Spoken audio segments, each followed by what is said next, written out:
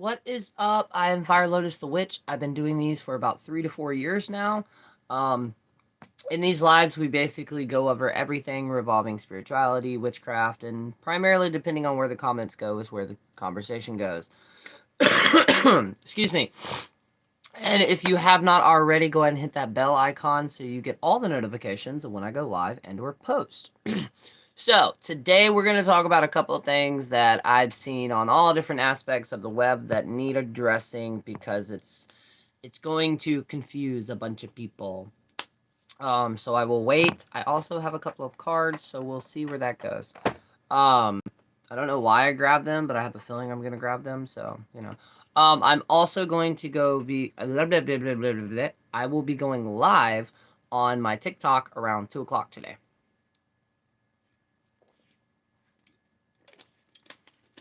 So, um, energy's kind of semi-okay. Here at the house, the energy has been absolutely freaking insane, in a good way. I did have an incident this morning where I did have to bury a bird, sadly. But we have cats. In the process of that, I did get to keep its feet. So that's going to go interesting. And yeah, just in general. So here recently, I'm kind of at like a crossroads with this, which is like, I know there are people that can't use TikTok and or don't use TikTok, and y'all know me if you've been following me for a while. Like, I'm trying to reach on all parts of the interwebs, and I've gotten to the point now where that's just not possible. So I have to schedule shit. But yeah. Also, thank you for anybody who sent birthday wishes yesterday. I had an amazing day. Um, and I have to silence my phone. But yeah, so I keep seeing these videos, and if you have been practicing witchcraft for at least the 20 years, 20 to 30 years, we've seen this a lot in books, which is describing or carving your name into a candle. Hello. But the candle spells, candle magic can be extremely potent, right? The problem is this new age rhetoric that's being heavily mixed in with witchcraft. And what I mean by that is, if I want to strengthen my psychic abilities, creating content to where all you do is describe going and getting a purple candle and carving your name into it and lighting it, and that will automatically strengthen your psychic abilities, it's false information. Why is that? For one, you're not getting the whole story.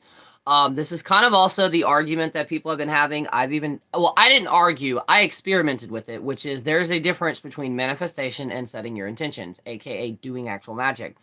So, oh, there's so much I'm going to talk about today. I cannot stand videos like that, and the reason that is for someone who has not been properly educated or has just started a magical path, and they see that video, they're going to go get a candle and carve their name into it and think that their psychic abilities is just going to fly out of the shelves. Good morning. In reality, it's not. Why is this on a, we'll say, mundane level? Why? Because psychic abilities, I also have stopped saying like supernatural abilities because they're not supernatural. They're just heightened natural abilities. With natural abilities like that, it's like a muscle, right? With anything in our body, in order to do something, we have to what? Use it constantly, right? It's the same saying as like, if you don't use it, you'll wind up losing it. Knowledge is one of the only things you can't really lose unless you have like a concussion or something like that. Which is one of the reasons I love knowledge. It's something that nobody else can take from you. But with that, though, people are getting confused with the concept of what a psychic ability is. It, just like witchcraft, it has to be a daily practice, a weekly practice. If you're just going about life thinking that, you're going to be able to light a candle and poof, everything go. No, it doesn't work that way. Example, the experiment that I did. Also, I encourage other people to also do experiments. They're kind of fun. And we don't have to worry about, like in Harry Potter, it blowing up and killing us in our face. Shout out to everybody who understands that reference. But With that, though, it was the thing where I was like, all right, fuck it. Everybody keeps saying manifestation is so easy versus setting your intention. So I put my public name to the test. I manifested that I would get $100 by the end of the day. Versus, which it did not work. I did get 25 out of the 100. Um, but at the end of the day, it did not work. The second day, I woke up and actually completely, fully fixed a candle. Sorry, that was bubbers. I fully fixed a candle with oils, runes, everything. At the end of the day, I was like, fuck, this is not going to work. I screwed up. It actually worked. I had an employee, one of my partner's employees reach out to me and stated that they need work done, and then they tipped me exactly $100. So the day after that, though, and this is also what I mean by when you're manifesting money, don't necessarily say money. Somebody had got a couple of things off my Amazon list and sent them to me, and it shocked me. That amount added up to about $100. So why did I just go into explaining that? With psychic abilities, whether you believe in the chakra system, energy points, whatever you believe in, it has to be practiced. There are techniques upon techniques. I've also I've made multiple videos on it, and we talked about it in our lives. There are so many techniques that can actually be a family-oriented event and or just in general fun as fuck. You don't always have to have at least 2 people. With some of them, you kind of do, depending on what you're trying to do. That's the thing. There are so many different sectors of psychic abilities, but making content telling people that all you have to do is carve a purple candle and light it and boom, your psychic abilities are going to increase. No. Now, with that being said, just like we talked about the mental health resume yesterday, if you incorporate a daily practice in lighting that purple candle to therefore center that energy into focusing on expanding your psychic abilities, then yes, that will work. But again, it has to be a daily ritual where everything is having to basically repeat itself. That is the reason that I've started recommending newer people to actually start out with Wicca. Why? Because Wicca is structure. People that are beginning in witchcraft need structure. That way their minds are not going all over the place, which has been a huge thing recently. I stitched a video on TikTok yesterday, and it kind of emotionally like fucked me up in the stance of where our witchy community is, which is the simple fact she asked help. This creator asked help because they're like, I'm new at this, but how do you get to that point to where you know all these things, where like somebody looks at you and like, oh, well, you should learn this? For one, everybody is going to learn differently. Just like we were back in school when we had 30 something kids in one class and a teacher and a system that was only teaching us this way and no other way. Our brains do not work that way. And now even more, we have way more studies on that stating that, yeah, no, it's correct. ADHD people or neurodivergent people, we learn differently. Like with me, I need somebody to verbally tell me what to do, physically show me what to do, and depending on how complex it is, normally I pick it up right after that and I can just do it. Depending on how many steps are in the process and like what we're doing. Everybody works differently the same way in witchcraft. If you are a beginner and you're trying to figure out, fuck, where do I begin with? Begin with the basics, the altar setup, the history of witchcraft. If you're interested in a deity and their pantheon, research that. But instead of trying to do all of this at once, just like calendars and books, schedule it. Schedule a month to focus on this, or depending on if you need 2 months, depending on your learning abilities, focus on this. After that, move to this. An interesting fact a lot of people don't know is you can find questionnaires online. Some of them, you're going to have to filter through some of them, but there are plenty of questionnaires that you can find online that you can actually incorporate into your practice by basically quizzing you at the end of the day. When me and, I'm just going to say friend, he is an ex, but my friend Josh, when we were learning with each other, that's what we would do. We would literally work one chapter of the Christopher Penczak's Inner Temples books. We would work a chapter of that, and at the end of that chapter, we would actually verbally talk, like, how did I understand that concept? How did he understand that concept? And that right there helped a lot with so many things, was because I also got to hear his perspective, and then I turned around and got to hear my own perspective. Um, and I know not everybody has that, but if you're part of the Discord, I can totally set a section in the Discord up like that to where it can. Um, and or I will set up a Discord for learners, people who are looking for mentors. Um, Now with that, there are a couple of things you need to look for when you're looking for a mentor. I consider myself a mentor, but I don't do one-on-one classes because, well, my schedule is way too busy for that. But this is how I do that, doing my lives on here, my new lives on TikTok, my YouTube videos, which yes, I know I'm behind. I understand that. Right now, my biggest learning lesson in my craft and spirituality is balance. Why is this important? Why is balance so important? It's the Temperance card. With everything you put into your body, too much of anything is a bad thing, vice versa.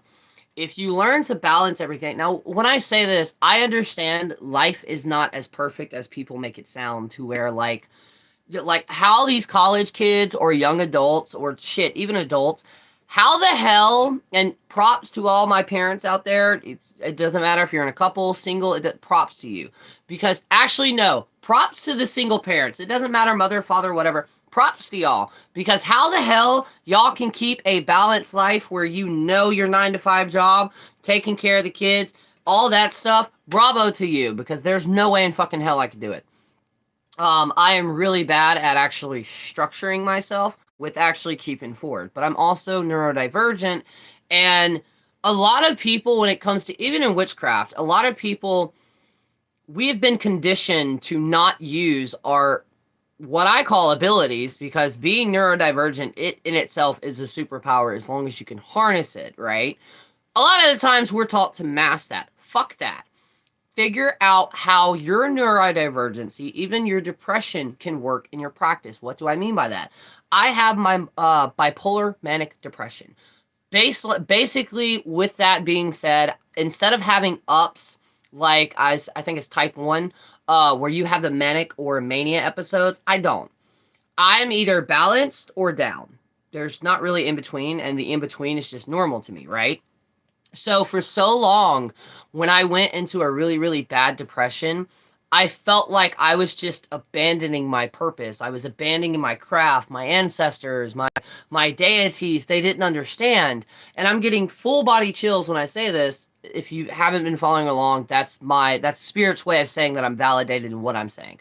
Um, and I realized literally by there was one day where I had not touched my altar. This is when I actually had a witchy room. I had not touched my altar, and I literally had enough energy. That's the only energy I had, was to basically crawl in there with a pillow and a blanket and a book, and I sat in front of my altar. And in the process of this, I learned we're just like the moon. The moon goes through multiple cycles to where it's gorgeous, it's bright, everything, right? And then there's also the 3 nights of a dark moon. Everybody goes through that. Nature goes through that with the shifting of the seasons. And thanks to our involvement in the environment, that's radically changed as well. What I'm trying to say is, if you go through a depressive episode, for one, know that deities and your ancestors and spirit guides, they understand this, okay? They fully are aware that this has happened, but you can also use that as a shadow period. When I said that, I am not saying deep dive into shadow work during your depression. No, no, no, no. What that shadow period is for one, for you to rest, for you to, well, recharge, rejuvenate, work on your inner child, anything that you can do. And I understand depression is different for everybody. Good morning. Thank you for sharing. I know we can always be real with Fire Lotus and ourselves. No shame, no matter what path we follow. Of course, and seriously, thank you for that comment. Yes, and that's one of the reasons I'm so much an activist, is talking about what I go through. Because if I talk about what I go through, it's also showing so many other people, oh, wait, I'm not alone. And I know that feeling, especially when you hear somebody describe what you've been trying to put into words for years, and you finally hear it, and it's like, oh my God, I'm not alone. Y'all are never alone, and you can always be real. Why? I love realness. I hate fake people. I hate... Now, when I say that, I'm not talking about masking or anything like that. Um, but use what you go through, use your body cycle as a weight in your craft. If you go through a depressive stage, okay, that's probably saying, hey, look, you're overworked. You want to tell you how spirit works with me when I'm overworked or if I'm spending too much time on my phone? Somehow, I don't know how, because it never happens on my partner's phone. There have been days and even weeks that'll randomly happen where my cell service here where I'm at completely plummets and drops. And that's normally my sign of the universe and everything saying, yo, check out, unplug and check the fuck out. But here in this day and age, especially if you're a content creator, there is an excess amount of pressure on us because like with me, when I don't post, whether it's going live on here, posting anything, it puts pressure on me because I'm like, well, wait, one of my posts can change somebody's entire day. But at the same time, I also realize that if I keep running myself into the ground, I'm not going to be able to help the community, which is one of the reasons you'll see those periodic like changes and shifts and shit like that. Um, that's one of the reasons with my YouTube content is the reason that I haven't grown like other people. But again, I cannot compare myself to other people. You cannot compare yourself to other people, especially when it comes to your spiritual growth in witchcraft. And what I think I'm seeing, or what we're seeing, depending on how long you had been in witchcraft, excuse me, what we're seeing is when we started this, like if you're in the ages of like 24 to 25, whatever, like that, 80s, 90s, early 2000s, we've experienced a lot of those new spiritual moments that kind of validate why we're doing this when we were younger, but we really didn't have cameras back then like we do now. So it's not, we couldn't really record it, right? What we're seeing now, though, with a huge generation, younger or older, we're actually seeing people capture those. Some real, others exaggerated, and some just plain out flat or plain out fake. But we're seeing that, and it makes us question, well, fuck, why am I not going through this? What? Why? Because we've already moved through that area where we constantly need that validation. And some magical practitioners would be like, well, if you're searching for validations, then you're not doing it right. Bullshit. Every human being on earth needs some type of validation. Whether that is walking up to one of your coworkers or one of your family members or somebody like that and look at them and like, I see what you're doing. I see you and I love you. I do that to my partner all the time. I'll look at him and I'm like, thank you. And he's like, why are you thanking me? And I'm like, I see what you do. I see that you wake up every morning, whether you're feeling great or feeling horrible, and you're going to work. You're providing for us. Thank you for that. Um, I've said that to random people who will randomly just message me if I haven't posted or heard from me in a day. You know, like, yo, are you okay? All it takes for those small moments. When I go into, you know how they have the pay it forward thing? I can't really do that. One day I'll get to that financially. But what I like to do, especially with cashiers, because I've been a cashier before, male or female, I don't care. If there's something like nails, jewelry, anything like that, I will straight up compliment you. I would be like, oh my God, I love that nail color. Oh my God, I love your nails. And a lot of the people, you know, either one, they don't know how to take it, or B, it brings a smile. And I know what it's like to have a really, really bad day and be checking somebody out and they randomly compliment something. One compliment can change so much. Why? Because 9 times out of 10, once that happens, they wind up doing it again and doing it again and doing it again. It's like the social experiments when you randomly go up and give somebody a letter and it's just a joyful moment. That is what we need more of in the witchy community. There's this aspect around numbers and followers and all this other shit where it's like they're elite. It's like, I know better than you. No, the fuck you don't. And then on top of that, we also have to realize that we have to stop idolizing people. And the reason that I said that is because I learned this firsthand. I have met people I have looked up to, and I met them in reality, and they were nothing like they were online. Why is that? Most people online, not all of us, obviously, but a lot of people, they create a persona. I do not create a persona. Now, I may be more slightly awkward in person, but how you see me every day in my lives and my video is how I am every single day. Every night, every day. Why is this? Because the last thing I would want is to somebody to meet me, come up to me, meet me in public, and I completely shatter their dreams. But due to the fact that how I am online is how I am in life, for one, I don't have to live up to a certain standard. Um, and if anybody meets me, I'm not crushing their dreams. Now, with that, though, there is certain standards that I have to set up to, but only to make sure my content is educational versus becoming educational where we blur the lines and it becomes to like I'm just bullying people. And a lot of my videos have came off that way, and I'm not. It doesn't matter if I agree or disagree with the person. Most of my content, especially primarily on TikTok, it's to show other people, look, this is what you do not need to follow, whether it's going to lead you down a lot of depression or just the wrong energy in general. What sparked this video was there was a video that was sent to me, actually. It was dropped in the Discord, kind of red flags, because they made a 13 list. Not that list. 13 reasons that you are a witch. And they're the most bland things ever that everybody else can. In that definition of that list, every elderly person and or every other person that has arthritis or any type of medical condition that causes our bodies to react to high or low pressure systems before they actually hit us, that makes us all a witch. Anybody can be a witch as long as you put the time and research and work into it. But the reason these lists are bad is because imagine if somebody, thanks to TikTok and the internet, imagine if somebody got their first book, right? Obviously not a planner, but a book. And they were so excited. And I've seen this so many times in Facebook groups where a seedling or whatever term you use, I use seedlings and sprouts, depending on which people like. And the reason I do that is because we're all growing and learning. And if you plant a garden and you plant every single seed in the exact day, are they all going to grow the same rate? No, you're going to have some that shoot up, others that kind of take a little bit more. 9 times out of 10, though, the ones that take a little bit more to grow, they're the ones that like did it right? So with that being said, they're going to wind up seeing that video and they're going to mentally start checking these lists. Well, what happens if they only have 2 on there? They're going to mentally feel like they're not a witch because they don't have these sacred abilities and sacred powers. It's stupid. It's not enabling. I don't even know the term for it, but there's a term. And those videos I fucking hate. And somebody said it in the stitch that, or I didn't even stitch the video, but I showed the video in the background, and somebody said in the comments perfectly, witchcraft is no longer witchcraft. Witchcraft is clout chasing, likes and views, and it's driving me fucking crazy.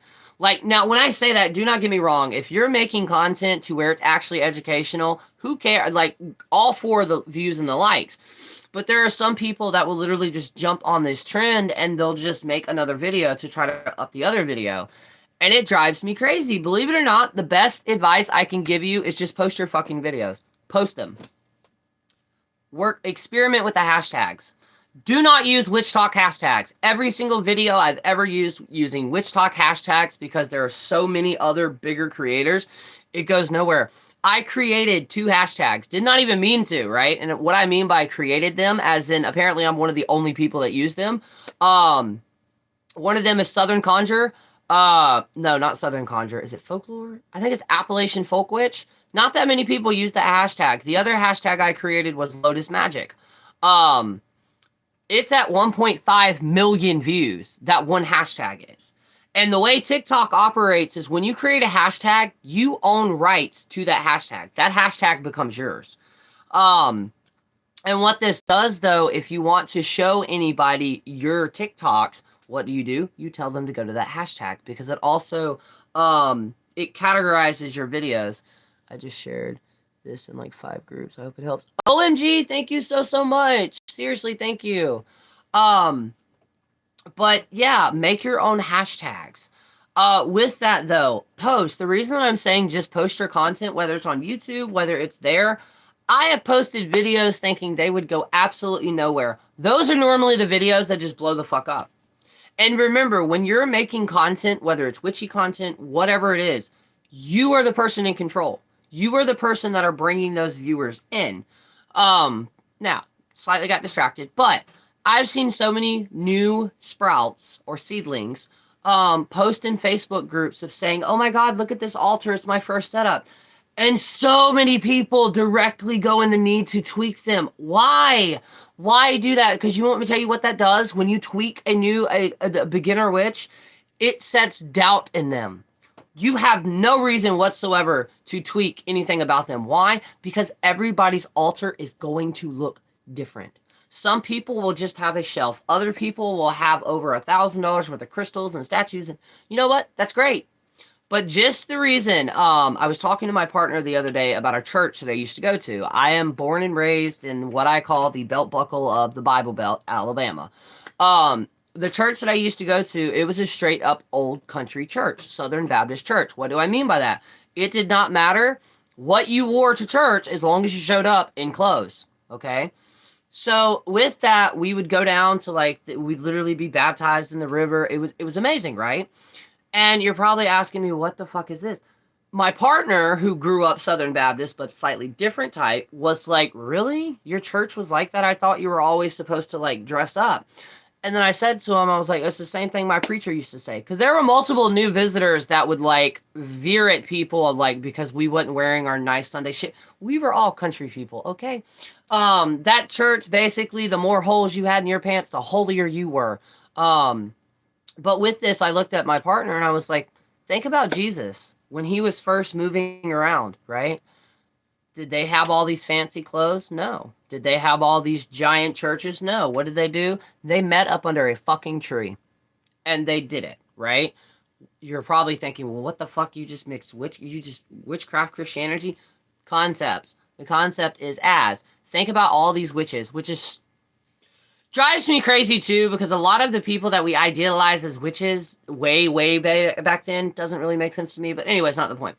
They didn't have crystal shops that they could just run and go buy crystals from. Not to mention 1600s, right? We're talking Salem witch trial era, right?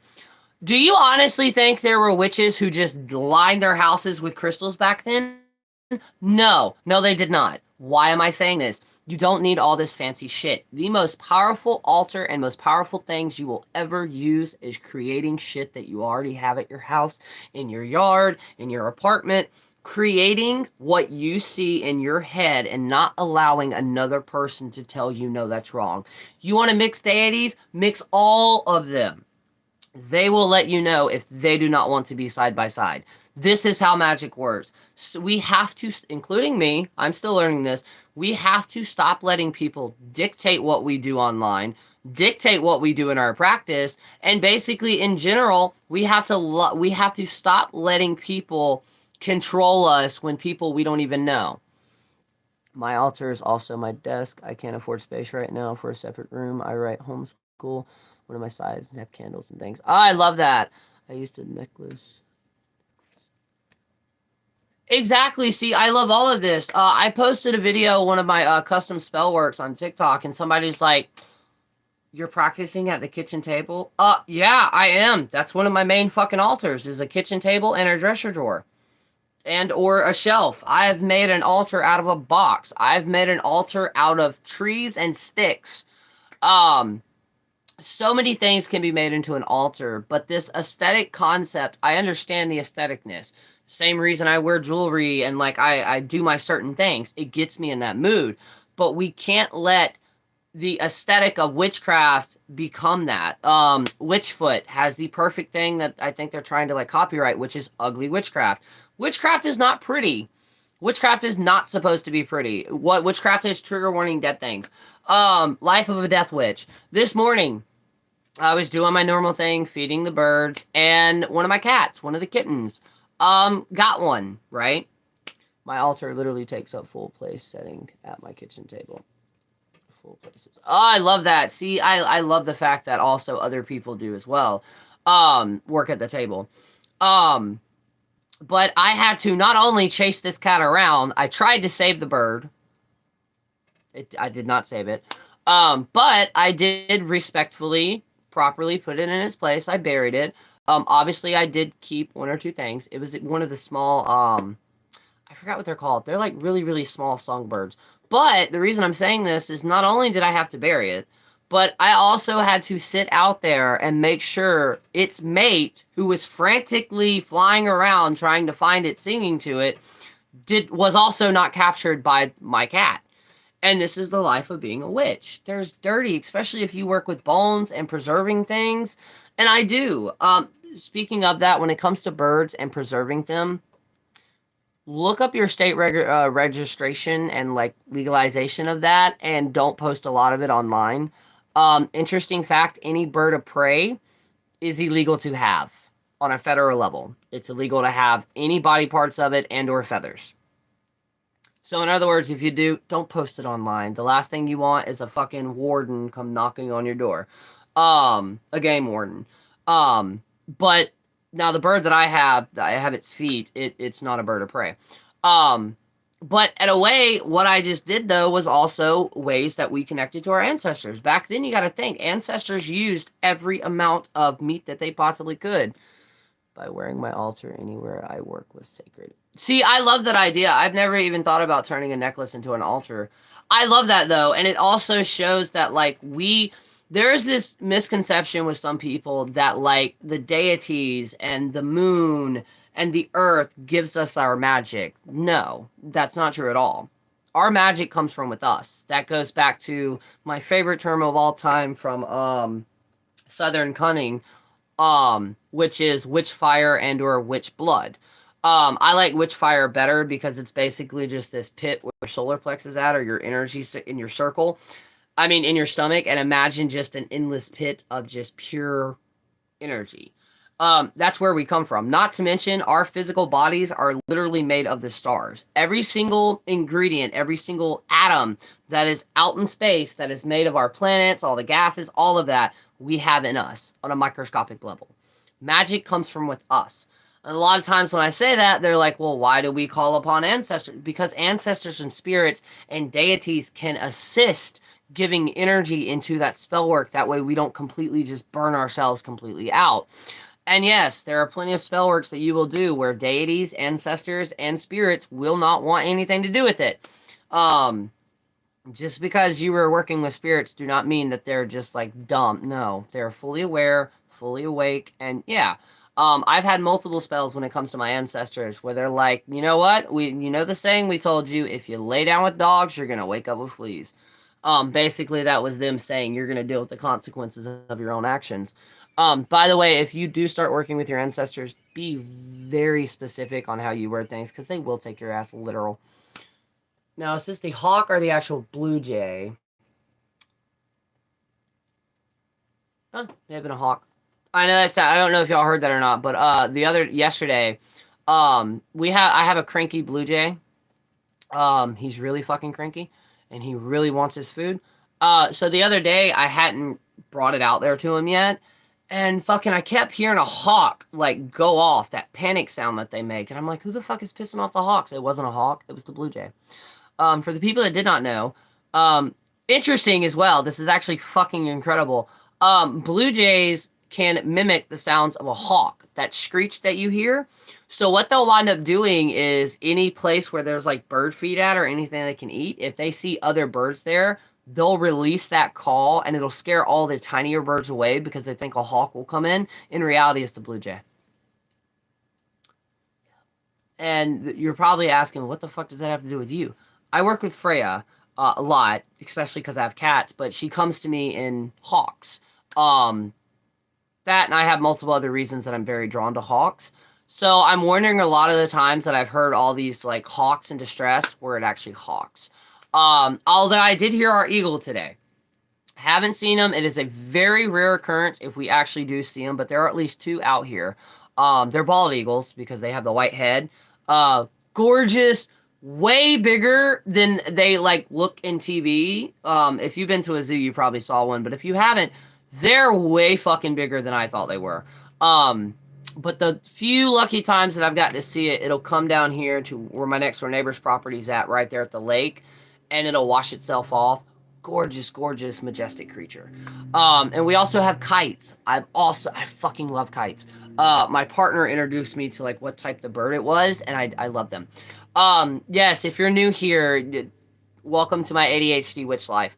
Um, also update on the crows. Besides my kittens trying to like use fucking act like guard dogs to them, I have finally been able to find the like whole peanuts. They love them 10 times better. They still like their kiblet, but the cats eat that too, and they won't eat the peanuts. So, I have gotten one gift. I believe it was a gift, which was a stick. The reason I'm saying this is because the area that I feed them at, I've cleared out all the sticks in a specific area. And I think it was last week, week before last, I walked down there and there was just random stick there. So now it's on my altar. And I've been feeding them now for, I found out looking through my photos, I've actually been feeding them roughly for about 2.5 years. So that's interesting. And if you ever want to work with your crows, I actually accidentally did this. I just threw out leftovers. That attracted buzzards, and then after the buzzards left, the crows came over. Well, they kept coming back. To the point like they were scheduled to the point, well, at one point, like I could name it, like they normally come around 12, 1, and about 3, maybe 5. But yeah, literally just find some things that are, squirrels can, not squirrels, crows can eat, and leave them out there if you do have some in your neighborhood. But if you can, throw the food out there when they see you, when they're out and about. The reason I'm saying this is because crows can not only remember faces, they can also talk to or talk about you to other crows. Interesting fact with this, like if you were ever hunting, if you've ever went hunting, you'll know the first sound of a crow, everything's done depending on what type of hunting you are because or you're doing, because crows can actually like realize you are holding a gun or a weapon, and they will basically send a sound out to everybody else.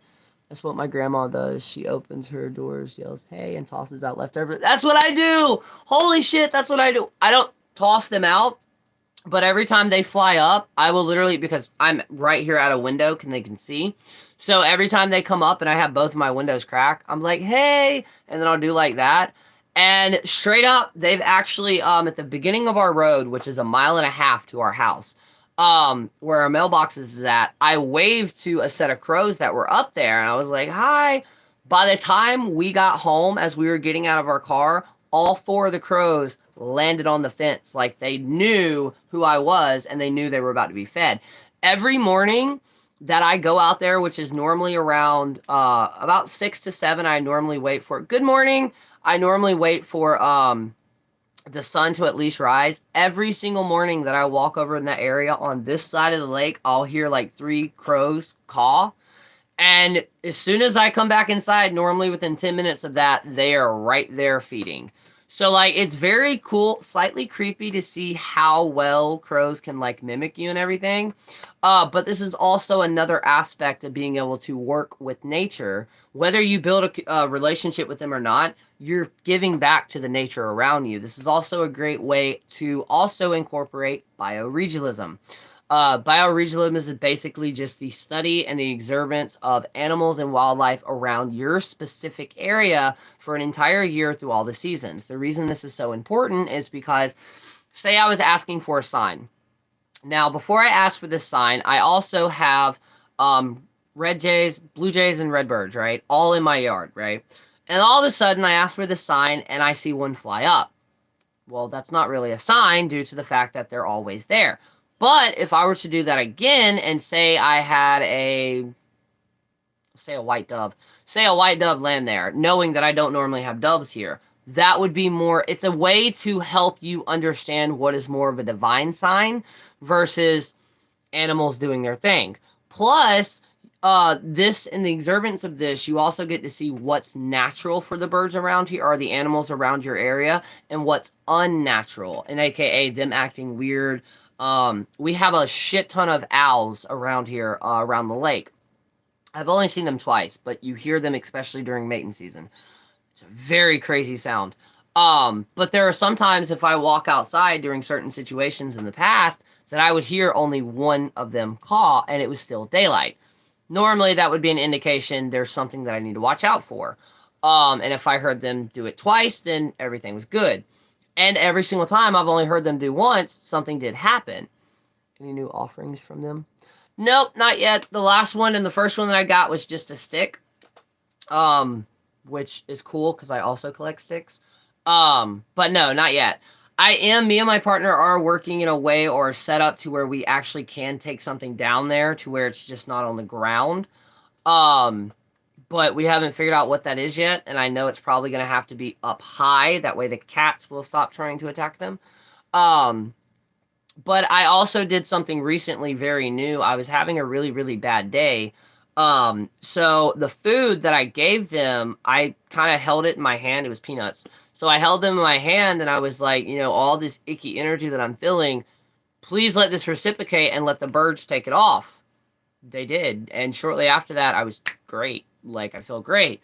Now, was that more of a placebo effect? Possibly. I don't know. But it worked. With that, though, no, that's not going to work with depression or anything like that. Again, when it comes to mental things, that's chemicals, and science, magic doesn't work that way with chemicals. Um, so many people need to hear that. So many people. Because the next time I see an antidepressant fucking spell jar, I'm gonna scream. I understand the spell jars can help people or kind of give them comfort, but some people will take that literal and be like, well, I have this spell jar, so my depression is cured. No, no, it is not. That is not how magic works. Magic is more for the soul and the spirit, while it can be incorporated in modern day medicine and or herbal medicine and or a mental health regimen to also help with that, but magic standing alone cannot cure this. I'm sorry, it can't. And trust me, I spent 10 years trying to find every single antidepressant spell I could to banish it, and it did not work. But yeah, that's where I was going with this. I am going to be hopefully working on videos today. And I know I say this every single day. I just have a lot going on. I will also be live on my, I think it's more placebo. Same, honestly, same. But sometimes placebos can be really, really good. Like, I actually self-hex myself and then using a placebo, unhex myself. That sounded better in my head than that came out. But yeah, a lot of the times you're not hexed. A lot of the times you've hexed yourself. It's very easy to do. Depending on your friends, depending on your circle of friends, you probably just hex yourself versus being hexed. But yeah, I plan on making hopefully at least 1 to 2 videos today on shades. Oh, same. I've done it so many times it's not even funny. And I've hexed myself more than somebody has successfully hexed me. And universe, that is not a fucking invitation to fucking somebody try to hex me. Okay? But yeah, just know that when it comes to witchcraft and your practice, nobody else can tell you what's right and what's wrong. And no, if you do not feel the need to do shadow work, don't fucking do it. Shadow work has nothing to do with magic. It was made by Carl Jung. So theoretically, it's psychology. Um, and this new age rhetoric bullshit with, well, you have to be, no, the fuck you do not. I can't wait for those videos. Same, I'm just having creative issues with being able to get them out in a short amount of time. But I'm gonna do it. And the one thing I said I was gonna stop doing, which is setting specific times that I have to finish things. That does not work with me. Because what winds up happening is I panic and then I go into that paralyzation with ADHD and then I just sit here. So I'm gonna try to use that. To use that to my advantage. There we go. But yeah, I think that's going to be it for today, because like I said, I'll be going live on my TikTok, my first TikTok, Fire Lotus the Witch. Try and write it out and tweaking it. Exactly, which is weird, because I've never done that with any of my videos, but this may actually be the first series where that's going to happen.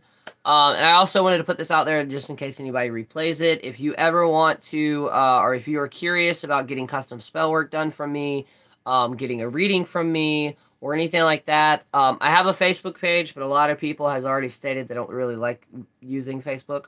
So you can message me at firelotusthewitch@gmail.com. I answer almost immediately due to the fact that they're emails and like I get notifications better on my phone. But if you do use my Facebook page, you can book ahead of time and it automatically goes into my phone's calendar. All of my services and prices are there. And the spell work that you see listed, I have 10 times more than what I've actually listed.